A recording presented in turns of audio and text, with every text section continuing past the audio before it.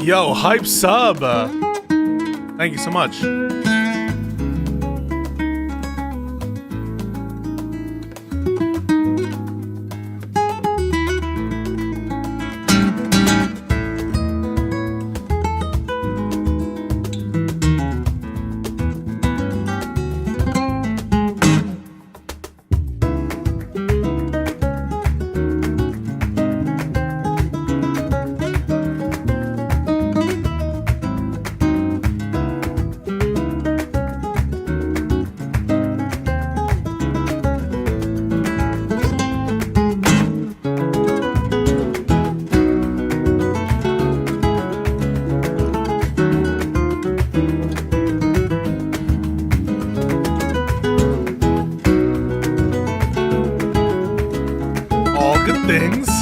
All good things to those who wait.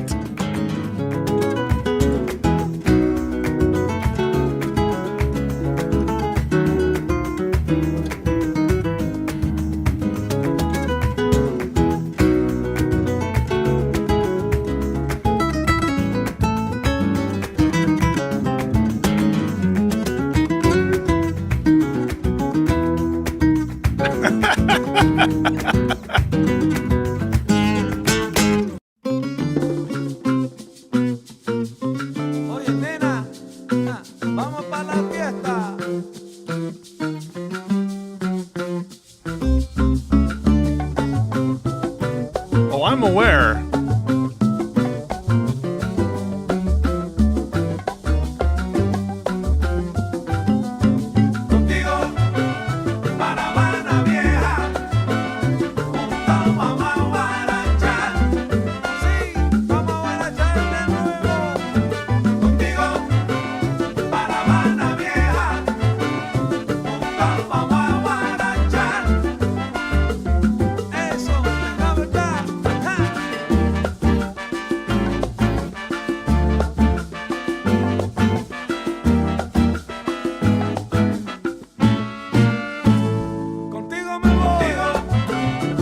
Yo!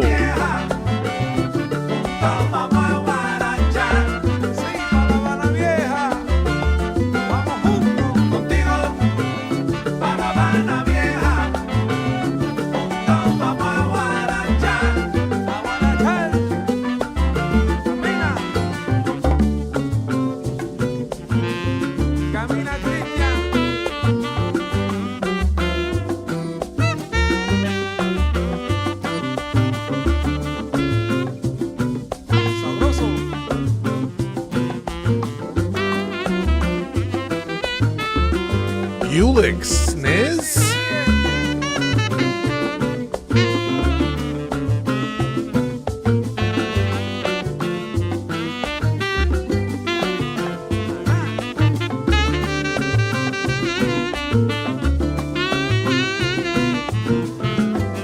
Alrighty, folks. About ready to go.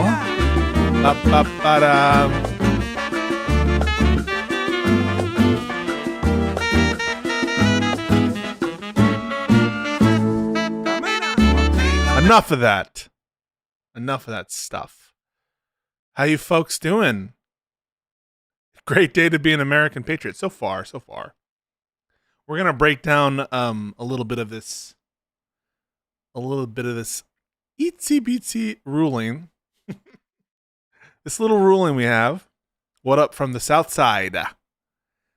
Thanksgiving weeks started. How you doing, Tomato?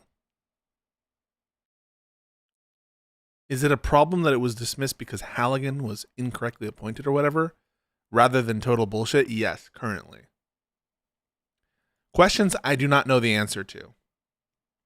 What happens to all the pending motions currently before the court? I'm not sure. So don't ask it.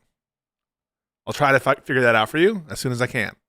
I don't know what happens to all the pending motions. Because there's like 3 or 4 other pending motions to dismiss, which I think are very, very strong for Comey. Other question, what about Letitia James? I know of that case. I haven't really looked into it, though. But it was also dismissed without prejudice. It won't be the focus of what we're talking about today, though, given that I have less familiarity. In all fairness, I should familiarize myself with that case as well. And naughty for me not doing that. For purposes of this motion, the argument is pretty close to identical. Although I will add that some of these motions and their facts bear on other motions. Most specifically, there's a motion from James Comey to dismiss for selective and vindictive prosecution. Those of you who know U.S. v. Armstrong, a couple other cases, know that that's a very high bar, but if ever there were a case where you would have to dismiss for due process reasons because of a failure the presence of vindictive animus, political animus, it would be this one. As for the statute of limitations issue, there's a reason. I'll give you my insight about why I think we're not going to be able to just ignore the pending motions before the courts. Because if they try to bring the indictment back with a different prosecutor, and they've tried to have Pam Bondi like reaffirm what Halligan did, hasn't been effective. I think one of the reasons why they're not going to be able to bring this case back is because of their conduct with the grand jury, which we'll talk about. But first, welcome in. I haven't even given you guys a second. I'm already spitting stuff at you. I haven't even decompressed and said, how you guys doing? How was your weekend?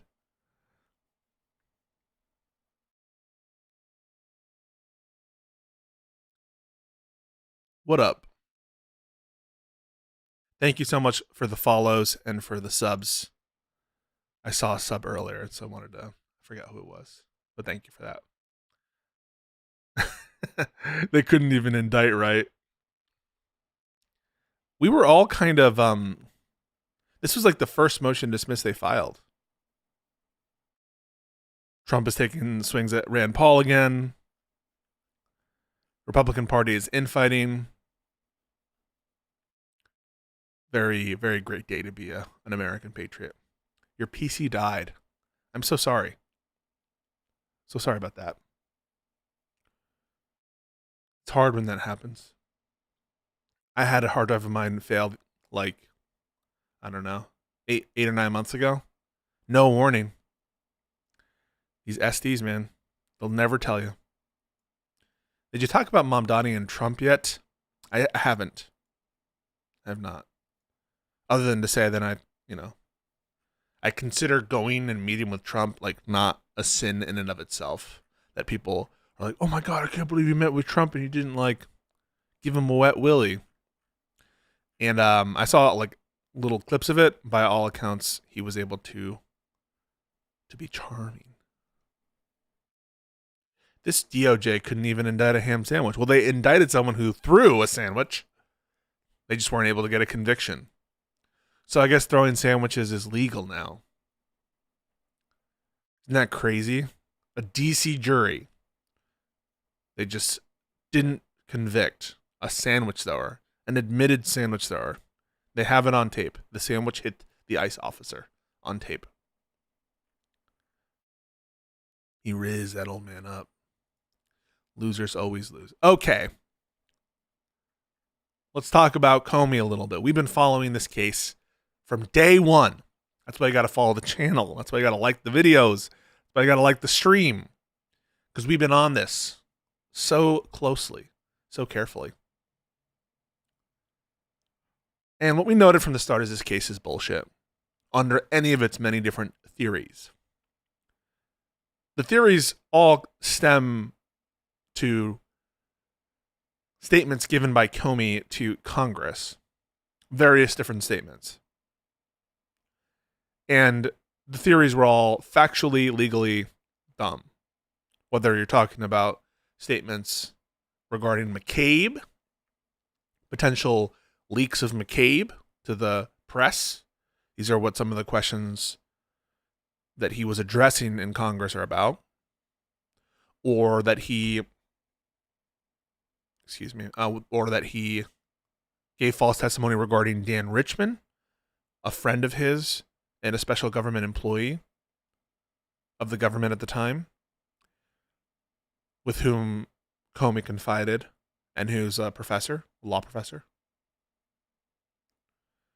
So we observed from the early onset that this case, it's a garbage case that was only brought for one reason and one reason only. Trump wanted to go after his political opponents. That's what we would say every day in the lead up to the 2024 election, that that's what Trump would do. And he did do that. He did go after his political enemies on bullshit. And you know that the reason was unrelated to the underlying criminality alleged, because of how Trump truthed about it and ordered it, right? He ordered it publicly, ordered Bondi to indict, to hire Halligan. Very, I wonder if Trump ever takes responsibility for anything, because this was Trump's idea. One good thing about the strategy of Pam Bondi to just do whatever Trump says is it's kind of hard for Trump to criticize you. Because Trump was like, hey, I heard this great lawyer who works at the White House named Lindsay Halligan. I heard she's really smart. Why don't you hire her, Pam Bondi, and why don't you go indict my political enemies? And at the end of it, it was like, you should indict them because of the impeachment hoax and other things. But those have nothing to do with Comey's indictment. So it was obviously blaming Comey and Schiff for stuff they didn't have any responsibility or causality in, and also Letitia James. So that's one great thing about the strategy that Bondi's undertaking, is this was Trump's idea. Trump's idea was to fire the acting U.S. attorney for the Eastern District of Virginia and to hire Lindsay Halligan. So what is Trump going to do? Trump obviously is going to lash out at the court and the judge.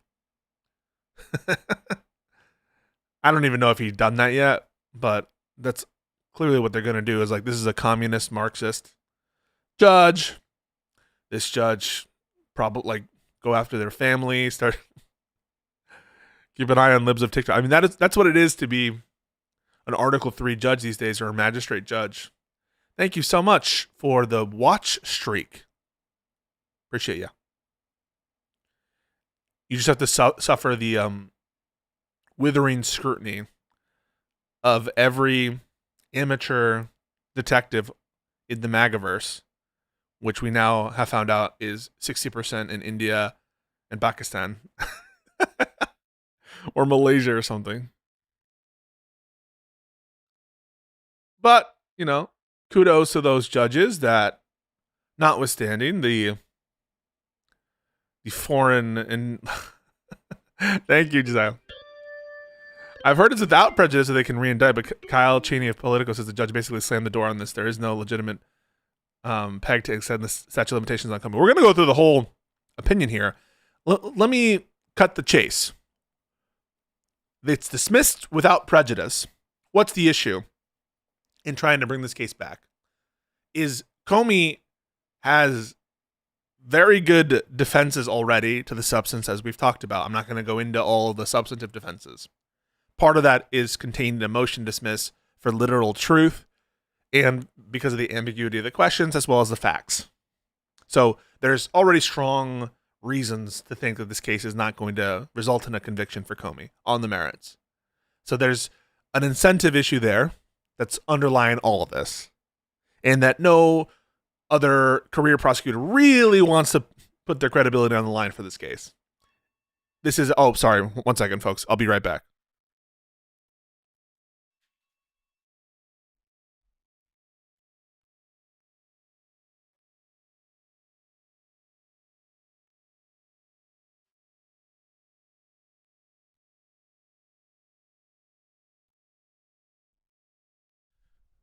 All right. I ordered a coffee because I wanted to get started as soon as possible.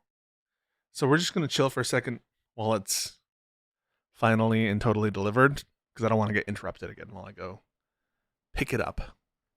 So what have you guys been into?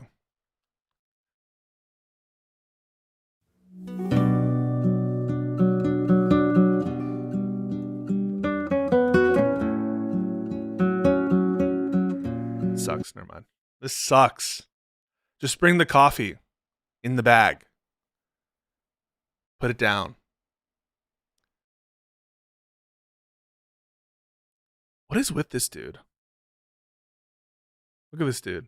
Wait, why can't I show this? What the hell? I can't show chats? Okay, hang on one second.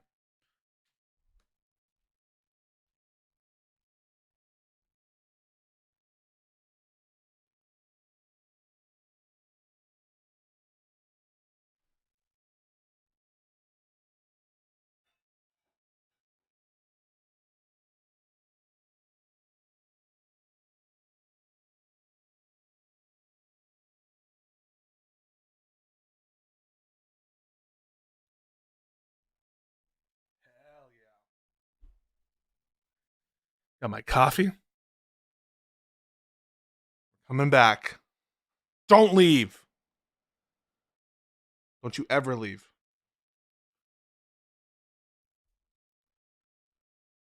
Where were we? Oh, yes. Right here. Okay. Where was I? Talking to my good friend Josiah. The music on these streams are peak. Do you have a public playlist? People have been asking about this. It will be released at some point. I can't promise time. All right. We're addressing Josiah's tweet. So it's dismissed without... Editor! Why can't I talk? It's dismissed without prejudice. What are the kind of limits and what are the barriers to bringing this case back? Again, the first is you would hope the incentive that the case might not go anywhere, and it probably won't because it's a weak case. And no one wants to put their credibility on the line. It's similar to the reasoning that I think people have within the administration for doing some of the things they do, like Rubio, et cetera, with this whole debacle over the weekend. They're worried about advancement and their own career and political ambitions. For the career prosecutors, you can understand, like, they're worried about their law license because being a prosecutor on some of these cases means having to lie or be incredibly evasive in your answers to judges' questions or tell the truth and be punished by the DOJ. And so it's not fun, I'm guessing, to be on one of these cases. Typically, right, you would kill to be on a very prominent case as a DOJ person. But this case seems like radioactive that other people don't want to put their full weight behind and be subject to the scrutiny of the public and of the court or of the White House itself to be on the case. So there's a kind of internal DOJ reasoning related to the strength of the case and problems of too many eyes on you. Like, everyone is looking at you and what you're doing. And it's not like this, it reminds me, frankly, a little bit of the Kilmar-Abrego Garcia case. There'll be like a certain level of infamy among certain circles, I'm guessing, maybe not among the MAGA-obsessed, MAGA-insane crowd, to have been a member of the DOJ and worked diligently on this case and made these arguments you did. The difference in the Kilmar and the Abrego case and this one, of course, is that, like, this one is famous because of Comey, and Abrego is just some, like, random guy that they deported illegally. But these high-profile cases in which the federal government is acting reprehensibly, there's probably some hesitation among career people to get involved there or individuals who don't want a lot of public scrutiny at the moment. Now, move on to some of the legal reasons why it's problematic to bring back the case against Comey. You have all these pending motions to dismiss by Comey, a lot of which don't rely on the particular prosecutor who brought the case. And this will be yet another feather in the bonnet. Is that a thing? Flower in the bonnet? Feather in the cap? I don't even... You guys figure that out before I continue that sentence.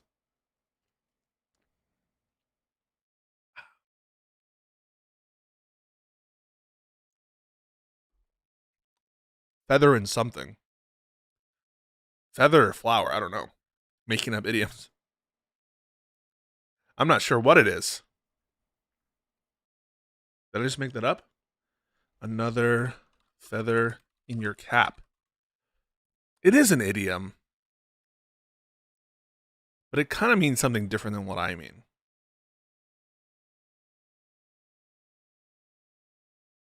This is not concerning to me at all.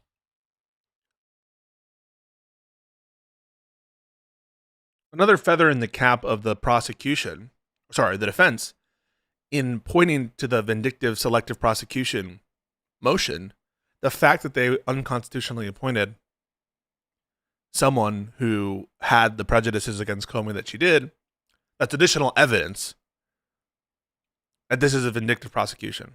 So there's that legal concern that this bolsters that motion to dismiss, which frankly is not a basis to, it's not relied on the particular indictment and prosecutor. So that's a motion to dismiss that will carry forward,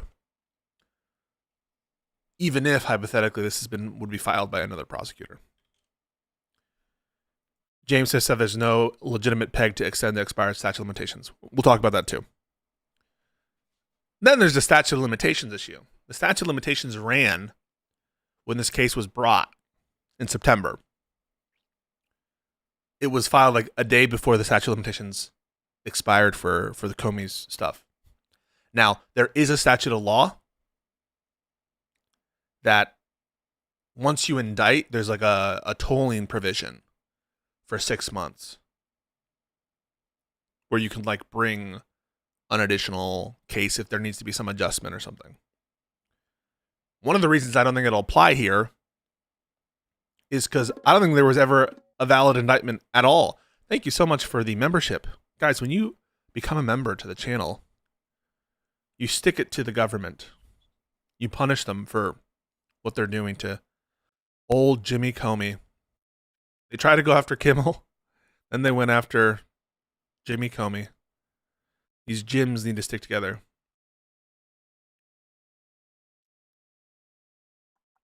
But yeah, so one of the reasons why I think they won't be able to bring another case is because it has eclipsed the statute of limitations, and there's no valid, in my opinion, tolling provision to extend the statute of limitations because there's never was like a valid indictment. That's one way in which another motion brought, that is a motion to dismiss for misconduct at the grand jury proceeding and for other stuff. It was like a motion to dismiss for grand jury misconduct and miscellaneous. That's not the actual name of it, but that's what it felt like.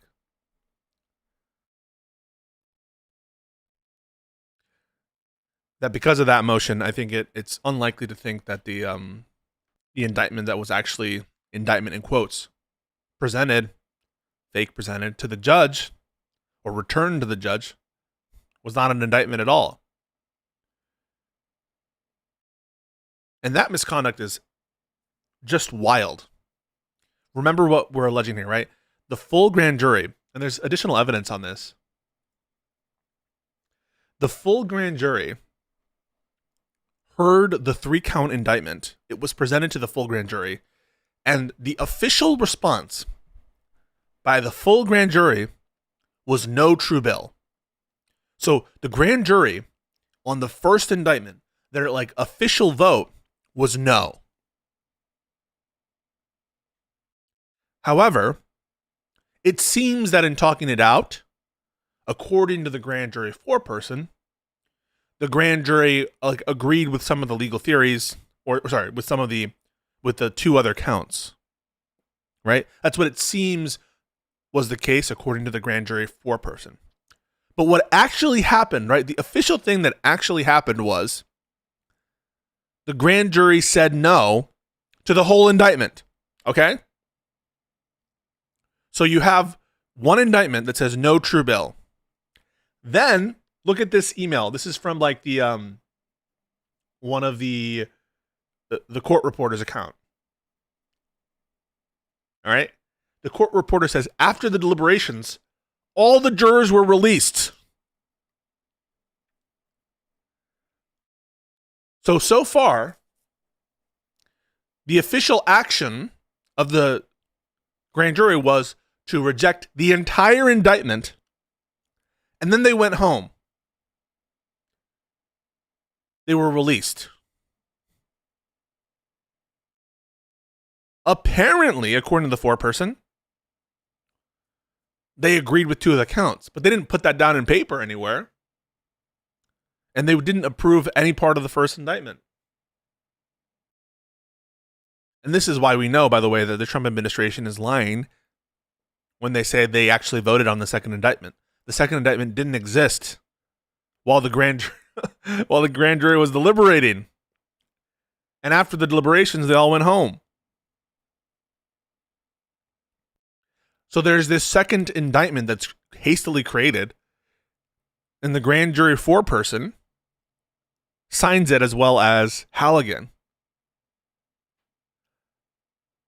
But it was never presented to the grand jury. So how can you toll the limitations period based on an indictment when there was never an indictment? Because that's not an indictment. Yeah, it's even worse than you thought. It's horrible. Right? And then they tried to like supplement the record by saying, oh, if you look at the transcript, the grand jury foreperson said they voted on the second 2 counts. But they didn't actually vote on this indictment based on the government's own statements. When directly asked by the judge, did you? They're like, no. You have no record of further deliberations regarding the second indictment. And the court reporter says after the first deliberations, they just were all dismissed. So we're talking right now about the dismissal without prejudice and how it will probably act as a... Now, I'm not saying the administration won't try something, but it will probably serve legally as a bar to any further prosecution. This is ignoring, by the way, all the other mistakes that were happening in front of the grand jury, including materially misinforming them about Comey's constitutional rights and shifting the burden of evidence, which, in my opinion, are independent grounds to dismiss the indictment based on grand jury misconduct.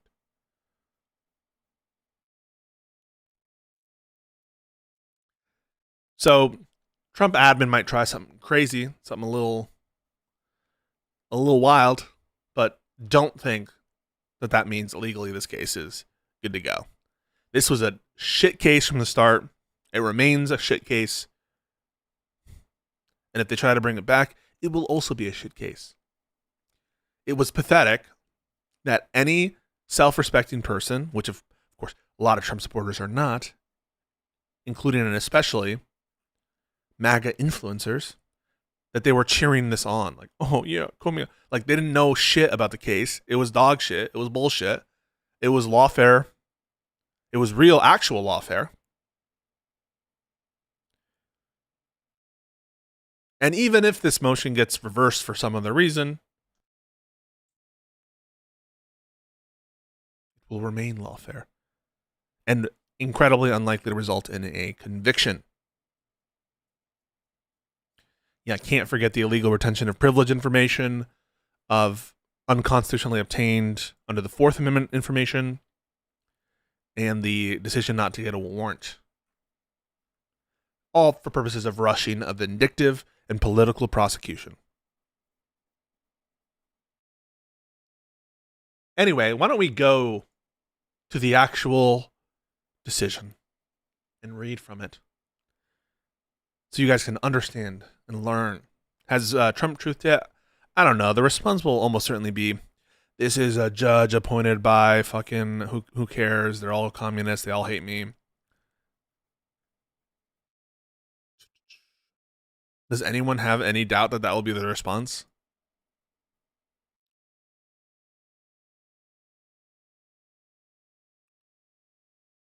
On September 25th, Halligan, a former White House aide with no prior prosecutorial experience, appeared before a federal grand jury in the Eastern District of Virginia, having been appointed interim U.S. attorney by Bondi just days before, Halligan secured a 2-count. No, she didn't, right?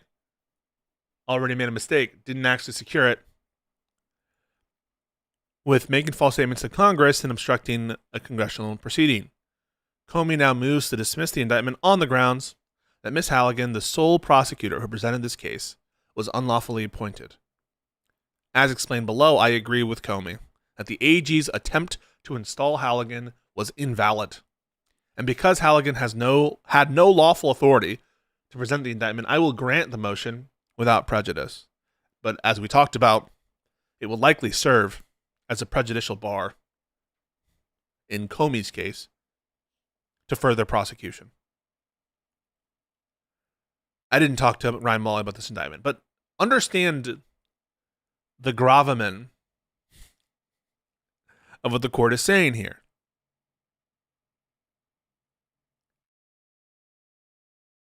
Maybe I meant gravity there. Understand the gravity of what the court is saying there. Halligan is no one. Halligan is some vagrant off the street. She's not actually who she says she is. So a fake interim U.S. attorney, obtained a fake indictment that was never actually presented to the grand jury. So some vagrant off the street brought in a Burger King menu, signed it, and then presented it to the court and got all this hullabaloo started. That's what happened.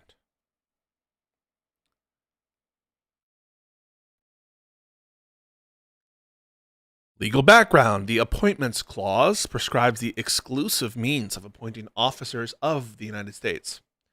The text of the clause contemplates two types of officers, principal and inferior. U.S. attorneys are principal officers. So for principal officers, they have to be appointed by the president with the advice and consent of the Senate. The same process is also the default manner of appointment for inferior officers. But the framers recognized that requiring all officers of the federal government to run the gauntlet of the presidential nomination and Senate confirmation process would prove administratively unworkable.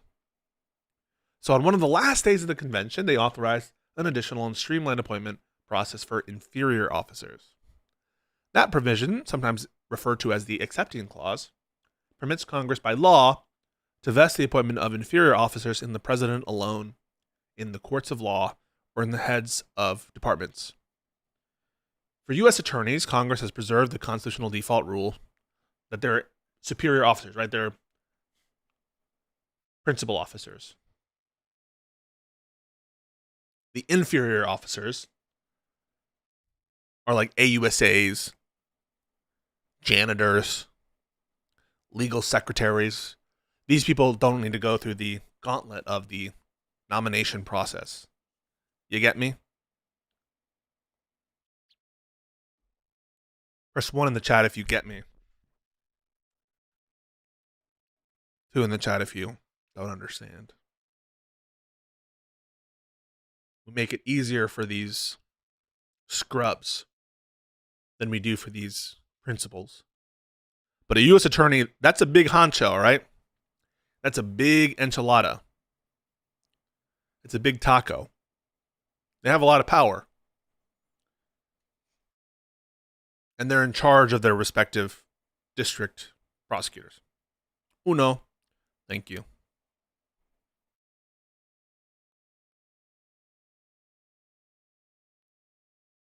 Congress has also established a mechanism set forth in this code for appointing interim U.S. attorneys when a vacancy arises. Section 546, this is 28 U.S.C. 546, divides the responsibility for making interim appointments between the AG and the district courts. It provides in full, excuse me one sec, except as provided in subsection B, the Attorney General may appoint a U.S. attorney for the district in which the office of the United States Attorney is vacant. The AG shall not appoint as U.S. attorney a person to whose appointment by the president to that office the Senate refused to give advice and consent. A person appointed as U.S. attorney under this section may serve until the earlier of the qualification of a U.S. attorney for such district appointed by the president under Section 541, the expiration of 120 days after appointment of the AG. If an appointment expires under C2, the district court for such district may appoint a U.S. attorney to serve until the vacancy is filled.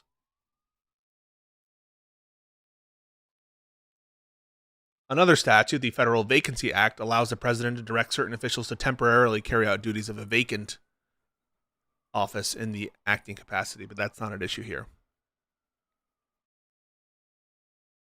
Factual background: on January 20th, that's the day of Trump's inauguration, Jessica Aber resigned as U.S. Attorney for the Eastern District of Virginia. The following day, the AG appointed Eric Siebert as interim U.S. Attorney under 28 U.S.C. 546. Mr. Siebert's 120-day interim appointment was set to expire on May 21st, 2025. So, on May 9th, 2025, the judges exercised their authority to have him continue. On September 19th, 2025, Siebert informed colleagues of his resignation. He was forced out by Trump. So this previous interim U.S. Attorney for the Eastern District of Virginia, he was pushed out. According to news reports, Siebert had recently expressed concerns to senior DOJ officials about the viability of pursuing charges against Comey and Letitia James. Siebert's resignation came hours after Trump told reporters that he wanted Siebert out. The next day, Trump posted and later deleted the following message. Pam, this is to Pam Bondi. I have reviewed over 30 statements and posts saying that essentially same old story as last time, all talk, no action. Nothing is being done. What about Comey, Adam Shifty Shift, Letitia? They're all guilty as hell. But nothing's going to be done. Then we almost put a Democrat in Virginia with a really bad Republican past. A woke rhino who was never going to do his job. Woke just means anything now these days. The woke right. What does the woke right mean now? I've lost track. Is it pro-Israel or anti-Israel? I think woke right now is anti-Israel, right? But you guys will tell me.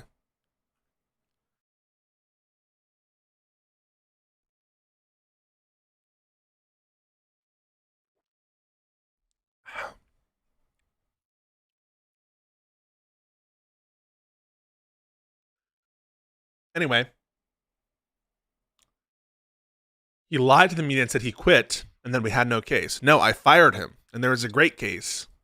We can't delay any longer. Justice must be served. This is Trump ordering his political enemies to be prosecuted. Less than 48 hours after the post, the AG issued an order authorizing Lindsay Halligan to be interim U.S. Attorney. Then we have this grand jury returned a 2-count indictment. The grand jury was originally presented with a 3-count indictment. At some point, a 2-count indictment was prepared. Both indictments were signed by Halligan. And there's a bunch of procedural history on the second indictment, as we spoke about.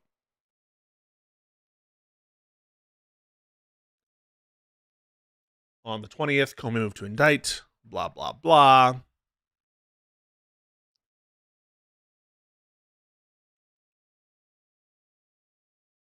They got some material from the DOJ and from the grand jury, and they tried to dismiss. On October 31st, order reads that she exercised her authority to appoint Lindsay Halligan under the statute that they're talking about, Section 546. Let's get to the niceness. Resolving Comey's motion requires me first to decide whether Halligan was validly appointed under Section 546 in the Appointments Clause. Right? Section 546 is the means by which Congress has exercised its authority under the Exceptions Clause to the Appointments Clause. If the answer to yes, I need not go any further, and the motion must be denied. If the answer is no, what is the appropriate remedy? Let's begin first whether she's the valid person. A. Thank you so much for the sub on YouTube. Guys, if you sub, it's free. If you sub, it's free. According to the government, this case is simple. In its view, one and only limitation on the AG's authority to appoint interim U.S. attorneys is subsection B, which bars the Attorney General from appointing anyone whom the Senate has refused to confirm. Nothing in the text, it continues, explicitly or implicitly precludes the AG from making multiple interim appointments during the vacancy. Thus, it concludes, because the Senate has not refused advice and consent to Ms. Halligan, they were appointed, right? So there's one proviso of the law that states that you can't, nominate someone as an interim if they've been explicitly denied. Comey counters that Section 546 limits the total tenure of the AG's interim appointments to 120 days and therefore precludes an additional appointment. So you can't, according to Comey, the whole point of this is to just give you some wiggle room for 120 days to put in some interim person, and then afterwards you give it over to the courts. Accordingly, Comey argues Halligan's appointment was unlawful because the district court possessed exclusive authority on the U.S. attorney once Siebert's appointment by the AG expired. Mr. Comey has the better reading of the statute. The preeminent canon of statutory interpretation requires courts to presume that the legislature says in a statute what it means and means in a statute what it says there. Thus, my inquiry begins with the statutory text and ends if it's unambiguous. The plainness or ambiguity of statutory language is determined by reference to the language itself and the context. The section is unambiguous. Subsection A begins by authorizing the AG to appoint a U.S. attorney. Section C2 imposes a time limit on appointments. It specifies that a person appointed as U.S. attorney under the statute may serve until the expiration of 120 days after appointment by the AG. Subsection D provides a single option for how subsequent interim appointments can be made. The district court may appoint one. So you understand the whole issue here? The issue is, do we interpret this statute to just confer this interim power to AG for 120 days? Or is it longer than that? And it's just like a limitation on the particular person who was chosen. The text and structure of subsection D make it clear that a appointment power 1 shifts to the district court after 120 days and does not revert. The first word, if, introduces a conditional clause that establishes the condition triggering the district court's authority. That condition is met once an appointment expires. The indefinite article N points to a non-specific object, thing, or person that is not distinguished from other members of a class. So the expiration of any single AG appointment satisfies the condition. Thus, if, as here, a court-appointed U.S. attorney resigns, the district court retains authority. So the court's saying, we have the authority here for these interims after 120 days. This reading is reinforced by the negative implication canon, which recognizes that the expression of one thing implies the exclusion of others. Congress assigned the authority to appoint interim U.S. attorneys to different actors in different parts of the same statute. First AG, then the district court. The omission of the AG in subsection D, when combined with her inclusion in subsection A, very woke,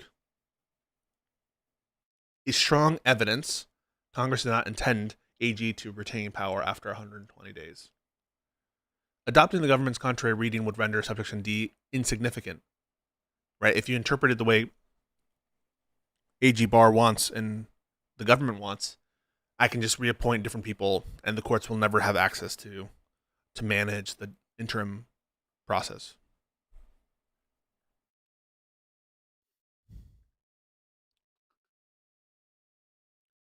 The interpretation also conflicts with its history. From 86 to 2006, Section 546 was identical. But in 2006, they amended it to abolish the 120-day limit in the district court's backstopping role altogether. This change, which was inserted quietly into the conference report, made it possible for the U.S. attorney to appoint it on an interim basis to serve indefinitely, but this was short-lived. A year later, they reverted back to it. When Congress amends legislation, courts presume it intends the change to have real and substantial effect. But if the government's reading were correct, the 2007 Act reverting back to the original process would have no effect. It would allow the president to evade Senate confirmation, even though they were trying to go back to the situation in which they couldn't. So that's a little bit of the statutory analysis. Basically, the court saying you should read the statute as providing a tangible limitation on this interim process. And that for a little bit, Congress looked like they were going to put a limitation on the interim process, but then they went back. It'd be weird to read this statute as extending to provide AG powers, which explicitly it seemed Congress was trying to get rid of. You get me? In addition to the textual argument, this is like a broader structural argument and intent argument. Finally, for those who find it relevant, legislative history confirms this is because the court has been very inconsistent about the importance of legislative history. So if you look at the statements by Congress people, they all seem to confirm this is the best reading. The late Feinstein said it would still give the AG the authority to appoint interim U.S. attorneys, but only 120 days. So everyone who's writing this law is saying, this is how we intend it. In sum, the text, structure, and history of Section 546 points to one conclusion. AG's authority to appoint interim U.S. attorneys lasts for 120 days and no longer. Halligan was not appointed in a manner consistent with this framework. 120-day clock began running with Seabert's appointment on the 21st.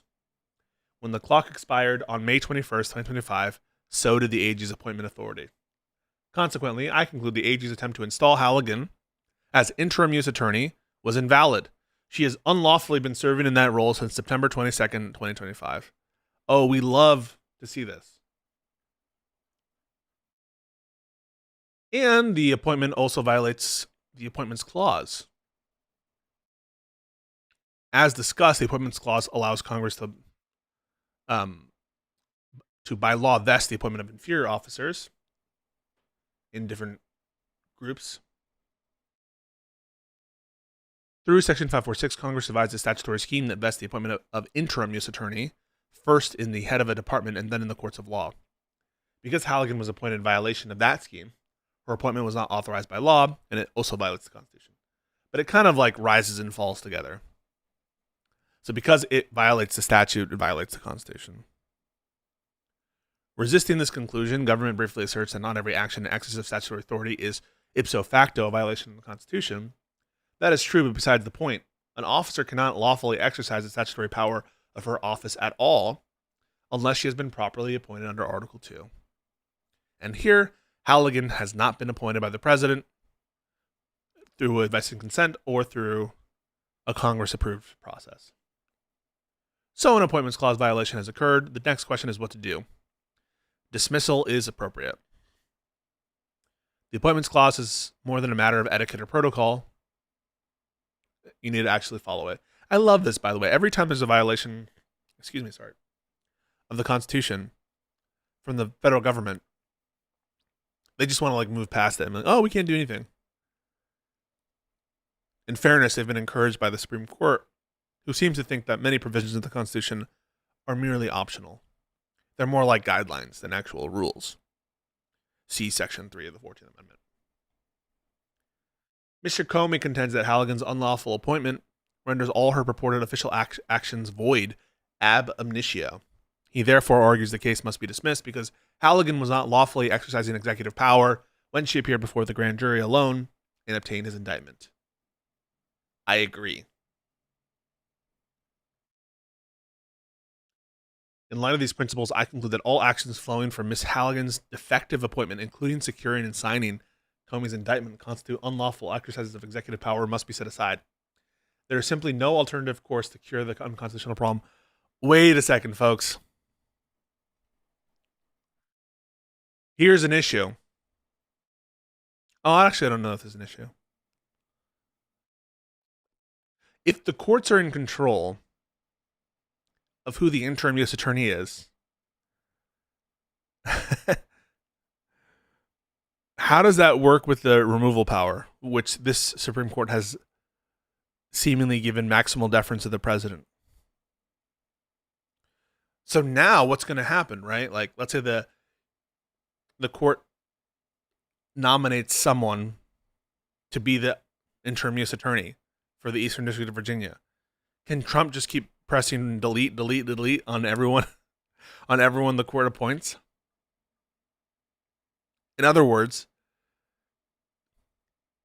the unitary executive theory that the Supreme Court seemingly has adopted and has been argued by Trump seems to contradict the power of other branches of government to appoint officers directly to the executive branch. Can Trump now just fire whoever they did, right? He did, because Siebert was appointed after the 120 days. He was further confirmed by the courts. That's interesting. I don't know what'll happen.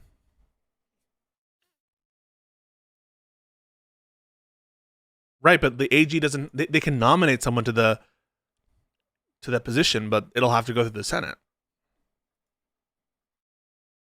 But now they made a little bit of a pickle for themselves, because does Congress even have this authority to set up the appointment of inferior officers if Trump can just remove all of them all the time? That's what I mean. This unitary executive theory is pretty a-constitutional in my mind. Doesn't really comport with how the Constitution is structured. And now you have some power for the courts to appoint interim U.S. attorneys.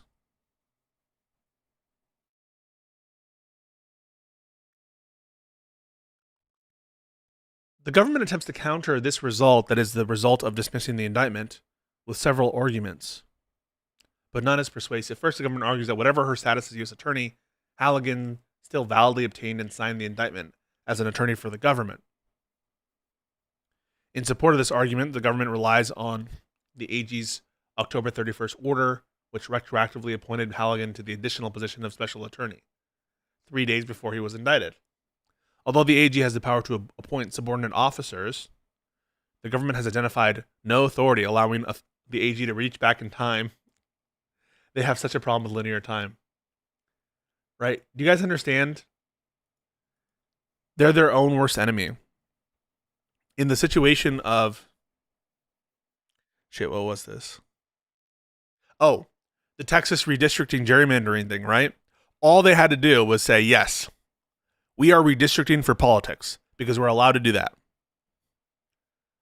All Pam Bondi would have had to do is say, we are appointing Lindsay Halligan as special prosecutor. That's all she would have to do. But no, right? In Texas, we need to be doing this for racial reasons. And no, for Lindsay Halligan, she needs to be interim U.S. attorney. She could have just hired Lindsay Halligan to be a prosecutor and to bring the case.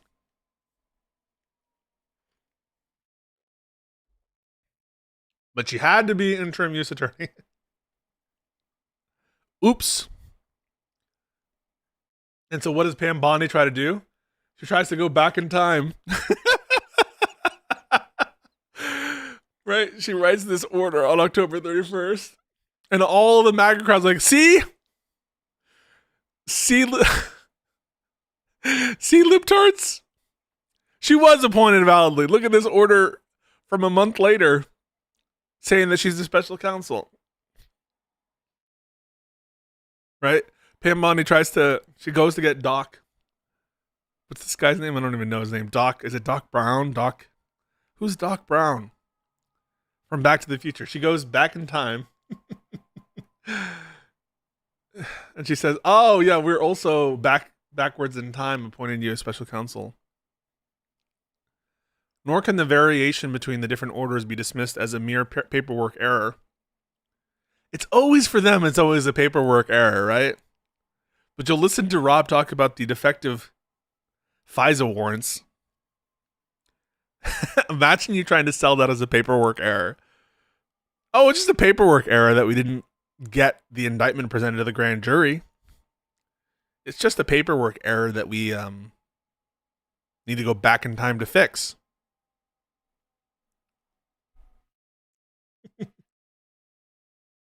The September 22nd order was unambiguous. The AG stated she was appointed her to serve as U.S. attorney for the period of 120 days. The October 31st order, the oopsie, God, she sucks. Pam Bondi. How many L's can one AG take? Pam Bondi does the Epstein Files debacle. Yeah, I killed Martin Porter because of a paperwork error. There's so many paperwork errors. Crazy. Here I have a note I wrote when I retroactively did not rob that bank. She has the Epstein Files debacle, and she's getting just bruised from every different angle. And now she fucks up the order. And this is not Halligan's fuck up. This is kind of Trump's fuck up and Bondi's fuck up.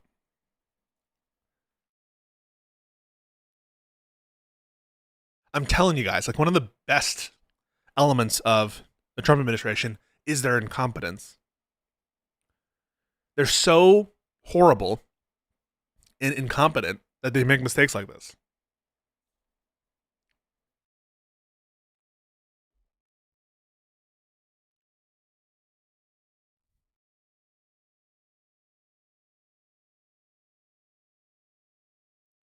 Okay. So they all say it, whatever. Sue me. Did I get that wrong? You guys sometimes, you piss me off.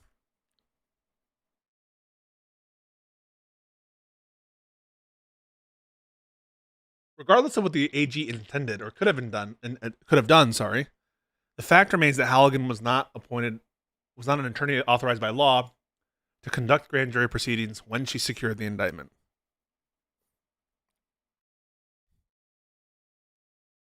Second, the government argues that even if she lacked authority, her actions should be entitled to de facto validity. When applicable, the de facto officer doctrine confers validity upon acts conferred by a person acting under color of official title. When you see color of law or color means not. It's like when you purport to have this power under color of law, under like the pretext of law, but not really. Even though it's later discovered that the legality is deficient. In other words, you should give the stamp of approval to this indictment because Halligan was acting under color of law. But the de facto officer doctrine applies to only some non-constitutional appointment challenges. Case law holding that a properly appointed judge assigned to another district was a judge de facto. Applying doctrine where an out-of-district judge assigned to replace a resident judge had fallen ill.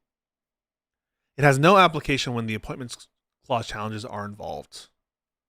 In Ryder, a unanimous Supreme Court declined to apply the de facto officer doctrine to a claim that two judges on a panel of the Coast Guard Court of Military Review had been appointed in violation of the appointments clause. The court held that one who makes a timely challenge to the validity of an officer is entitled to a decision on the merits. Any other rule would create a disincentive to raise appointment clause challenges. It declared, to the extent that those cases may be thought to have implicitly accepted a form of de facto officer doctrine, we are not inclined to extend them beyond their facts. After Ryder, the Supreme Court in Lucia doubled down on its holding that the de facto officer doctrine has no place when appointment clause challenges are involved. Given the court's holding in Ryder and Lucia, the de facto officer doctrine does not bar the relief sought by Mr. Comey. Third, the government submits the grand jury's independent decision to indict Comey renders any error harmless. Harmless error analysis does not apply when the structural protections of the grand jury have been so compromised as to render the proceedings fundamentally unfair.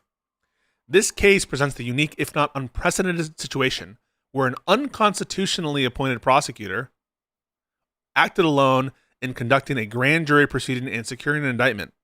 So she was by herself. She was the only prosecutor there. because no one else wanted to be in the room. They were struggling to find anyone to pursue this case. So they got Halligan, who has no experience prosecuting anybody, to be by herself on her very first prosecution with her lunchbox before the grand jury. And she's making all kinds of mistakes, all kinds of misconduct. And she doesn't even have a helper. She doesn't even have a first year DOJ associate with her. Who knows?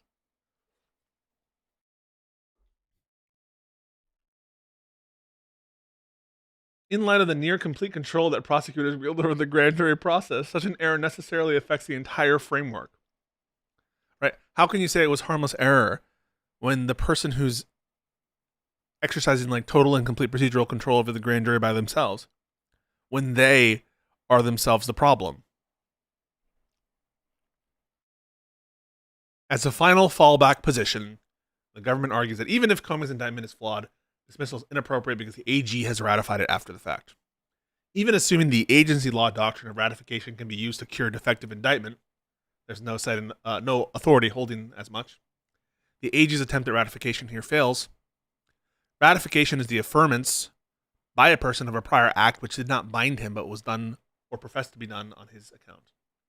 In effect, the doctrine reaches back and makes it so that a formally unauthorized act was authorized. But for ratification to be effective, the principal must have had authority to authorize the action both when the action was initially performed by the agent and when the act was ratified. I have already concluded that Halligan's original appointment was invalid and that the AG's attempt to retroactively bestow special attorney status on her was ineffective. As a result, the AG could not have authorized Halligan, who was not an attorney for the government at the time, to present Comey's indictment to the grand jury. Right? You can't, even if this applied, right? Even if the agency principles that they're citing apply, not clear they do. She didn't have the authority to authorize this at the time. And so you can't retroactively authorize something for which that person could not be authorized. The implications of this is crazy. The implication of what they're saying here is extraordinary. It would mean that the government could send any private citizen off the street, attorney or not, into the grand jury room to secure an indictment so long as the AG gives their approval after the fact. That cannot be the law. That's what I mean when I said a vagrant off the street. That's literally what they're trying to do. These guys they are so corrupt. They're so fucking corrupt. It kills me.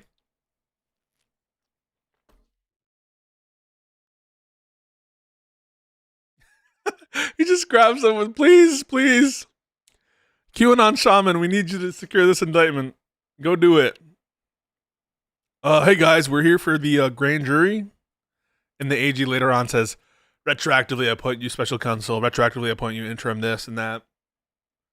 And retroactively, it gives everything that the grand jury did under the QAnon shaman validity. The government also fails to meet the second requirement for a valid ratification, that the principal must have been able to do the act ratified at the time the ratification was made. In NRA Political Victory Fund, the Supreme Court rejected the SG's attempt to ratify the filing of an unauthorized petition for certiorari when the attempted ratification occurred after the filing deadline had already passed. Similarly, here, the AG's attempt to ratify an indictment came too late. Right? You can't do it now. The principal can't do it now because of the statute of limitations. And the agent couldn't have done it at the time because she was not properly a government lawyer. So you're missing both halves of this agency principle, even assuming the agency principle applies in the context of federal indictments for which there's no authority. Government responds that the AG's ratification was proper because they could have personally obtained a new indictment using the grace period set forth in 18 U.S.C. 3288. That statute provides, in part, that you can toll by like 6 months. By its own terms, it only applies where an indictment has been previously dismissed. But on October 31st, the indictment remained pending. Thus, the AG could not have invoked 3288 at the time of the ratification. Dismissal will be without prejudice.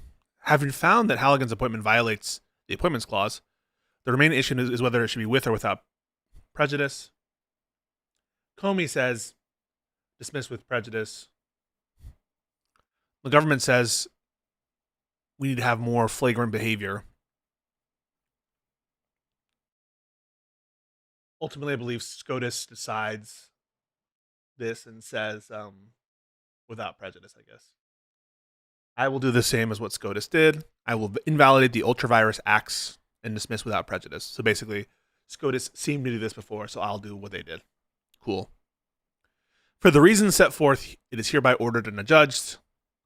The appointment of Halligan as an interim U.S. attorney violates the law and the Constitution. All actions flowing from the defective appointment were unlawful exercise of executive power and are set aside. Age's attempt to ratify ineffective. Motion to dismiss is granted in accordance with the order. The indictment is dismissed without prejudice. The power to appoint the interim U.S. attorney lies with the district court until a U.S. attorney is nominated by the president and confirmed by the Senate. So you can't replace them right now. It is so ordered. Guys,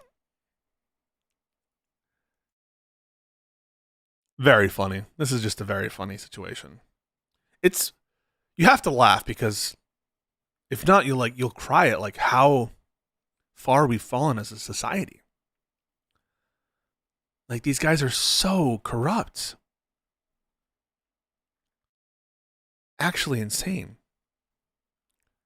So I don't know who's going to bring a new case against Comey.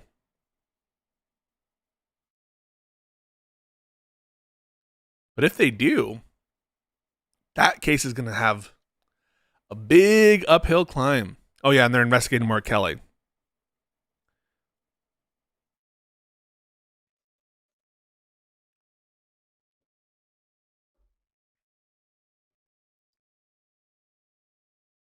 Any questions?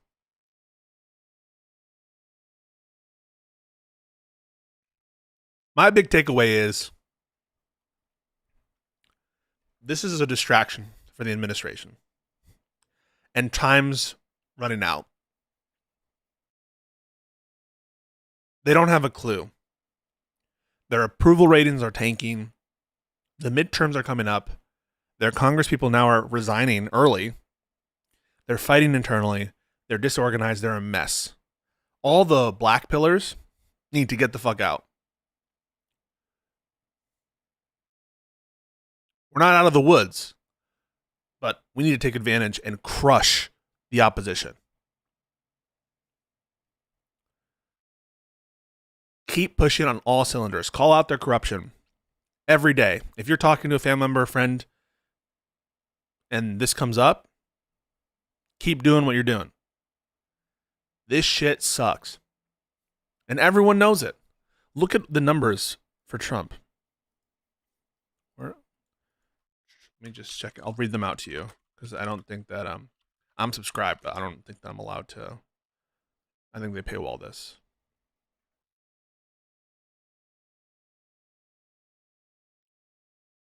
So for Nate Silver,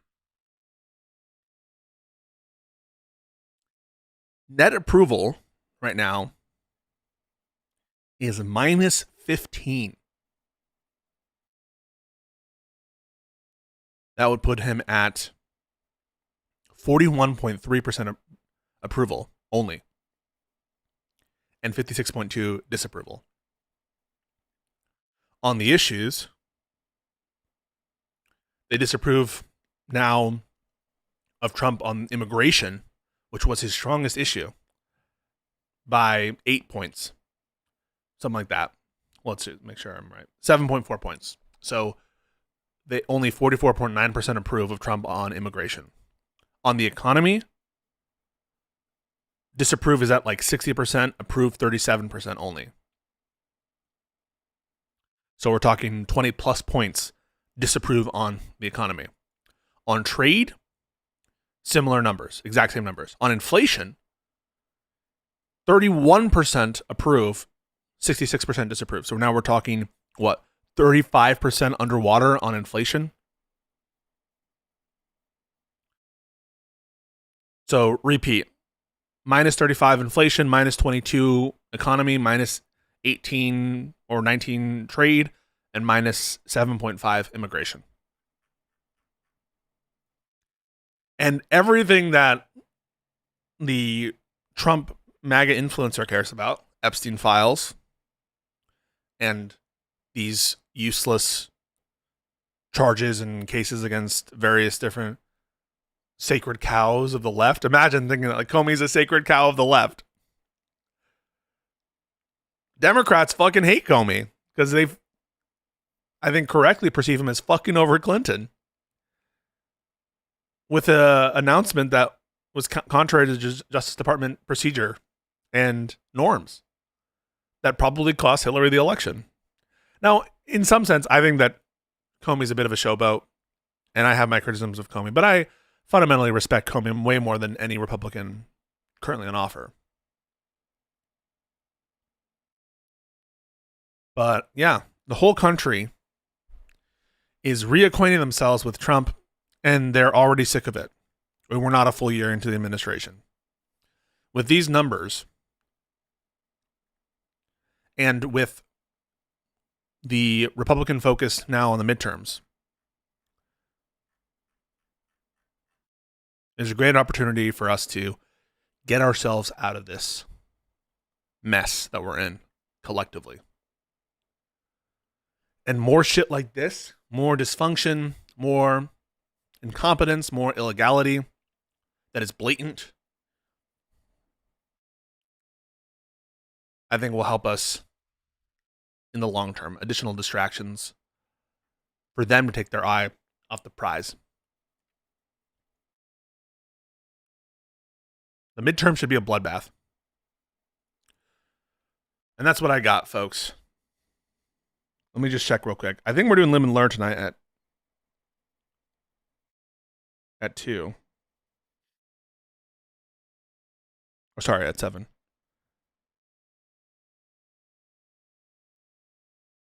All right. Live and Learn tonight at 7.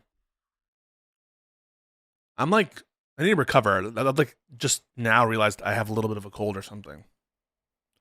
So I'm going to go get some fluids. But rejoin tonight at 7. Live and Learn. I think it's been 2 weeks since our last one because we had the that Hutch couldn't do last week, I think. And I need to nurse whatever this is and drink some fluids, but oh shit, wait. Okay, no, never mind. I thought there was some news event. I thought that they had just released grand jury materials for Epstein, but they didn't. I would power through if they did.